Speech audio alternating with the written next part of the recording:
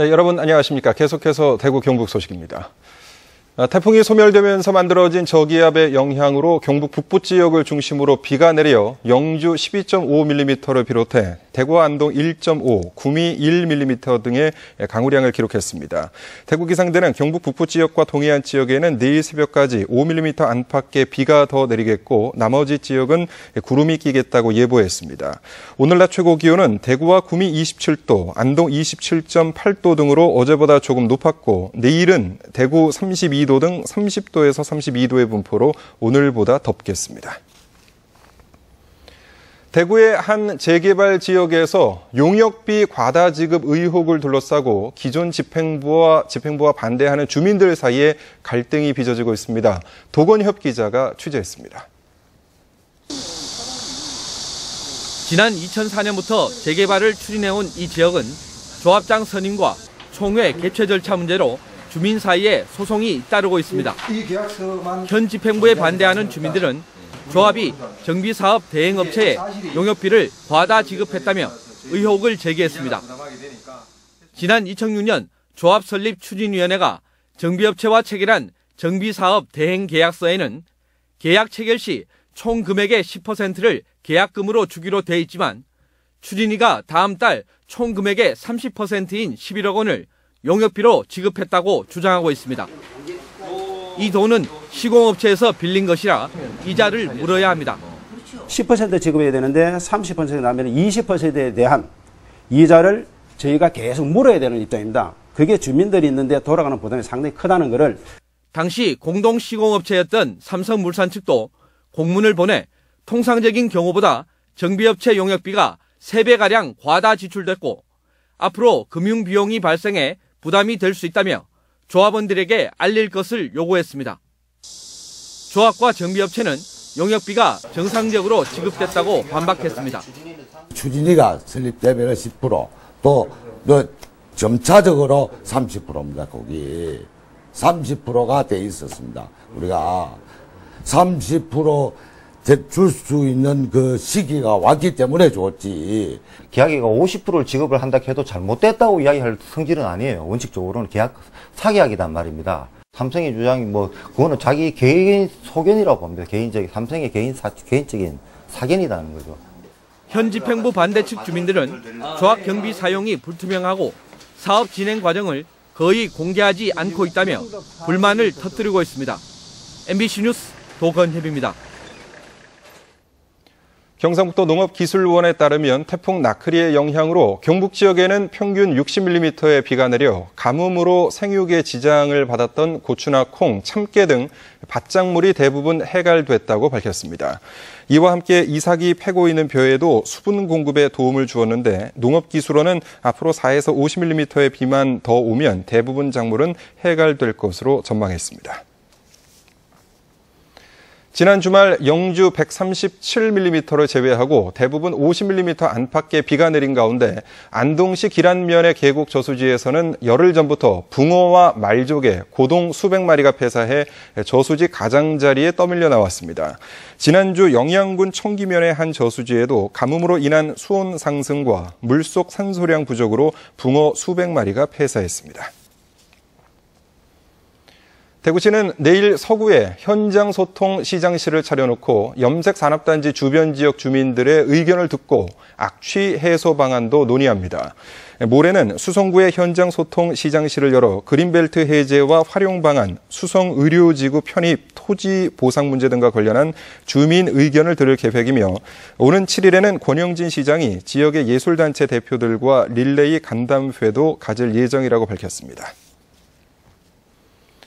새정치민주연합 홍의락 의원이 취수원 이전 사업은 자신이 지난해 국회 예결특위에서 타당성 조사비 10억 원을 확보했지만 구미시가 낙동강 수질 개선 대책과 대체 수원 개발 등 장기적인 검토를 요구하며 불참해 운영이 중단된 상태라고 밝혔습니다. 홍 의원은 취수원 이전은 지역 간 합의가 되지 않으면 어렵다며 새누리당은 여전히 이 문제에 눈치 보기와 무관심으로 일관하고 있다고 주장했습니다. 경북대학교 차기 총장 1순위 후보자로 선출된 김사열 교수는 오늘 보도자료를 통해 하민석 총장과 대학본부가 총장 선정 규정 개정안을 발표한 것은 선관위의 고유 권한을 무시한 일방적이고 초법적 조치라며 이 개정안에 따른 재선거를 거부한다고 밝혔습니다. 특히 선관위가 자문을 받은 법률 전문가들은 선거를 무효로 볼 수 없다는 견해를 밝힌 만큼 대학본부가 상식적이고 합리적인 방법으로 문제를 해결해야 한다고 주장했습니다. 코레일이 올해 추석 열차 승차권을 오는 12일과 13일 이틀 동안 레츠 코레일 홈페이지와 지정된 역 창구 승차권 판매 대리점에서 판매합니다. 12일 첫날은 경부선과 경전, 충북, 경북선, 13일 이튿날은 호남선과 전라, 장항, 중앙선 승차권을 예매합니다. 레츠 코레일 홈페이지에서는 오전 6시부터 오후 3시까지 9시간 동안, 지정된 역과 승차권 판매 대리점에서는 오전 9시부터 11시까지 2시간 동안 예매합니다. 오늘 아침 7시쯤 경북대학교 법과대학 1층 관리실에서 불이 나 건물 안에 있던 미화원이 연기를 마셔 병원에서 치료를 받았고 학생 3명이 대피하는 소동이 빚어졌습니다. 또 관리실 내부와 집기 등이 불에 타 소방서 추산 100여만 원의 재산피해를 낸 뒤 1시간여 만에 꺼졌는데 경찰과 소방당국은 관리실 안 통신단자함에서 불이 시작된 것으로 보고 있습니다. 경상북도는 한국도로공사와 함께 오는 10일까지 통행료의 50%를 감면받을 수 있는 장애인 감면카드를 잃어버리거나 훼손해 통행료 감면 혜택을 받지 못하는 대상자를 찾아내 카드를 재발급하기로 했습니다. 차량 번호나 휴대전화 번호가 바뀐 경우는 카드 정보를 변경하고 대상자가 사망했거나 차량을 매각한 경우는 카드를 반납하도록 할 계획입니다.